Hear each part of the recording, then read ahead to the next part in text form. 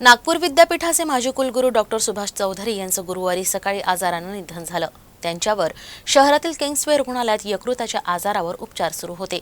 काही दिवसांआधी त्यांना भ्रष्टाचार आणि गैरवर्तन प्रकरणी निलंबित करण्यात आलं होतं। नागपूर विद्यापीठाचे माजी कुलगुरू डॉक्टर सुभाष चौधरी यांचं गुरुवारी सकाळी निधन झालं। ते गेल्या काही दिवसांपासून यकृताच्या आजारापासून ग्रस्त होते। डॉक्टर चौधरी यकृतशी संबंधित आजारावर मागील काही महिन्यांपासून उपचार घेत होते।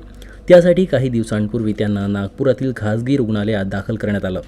शुक्रवारी रात्री प्रकृती अधिकच खालावल्याने त्यांना उपचारासाठी मुंबई येथे नेण्याचा निर्णय निकटवर्तीयांनी घेतला।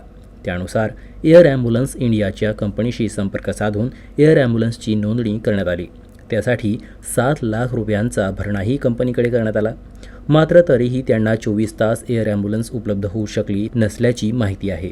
8 ऑगस्ट 2020 रोजी त्यांनीही नागपूर विद्यापीठाच्या कुलगुरूपदाचा पदभार स्वीकारला होता। विद्यापीठातील गैरवर्तन आणि भ्रष्टाचार प्रकरणात त्यांच्यावर 2 वेळा निलंबनाची कारवाई करण्यात आल्याने ते चर्चेत आले होते।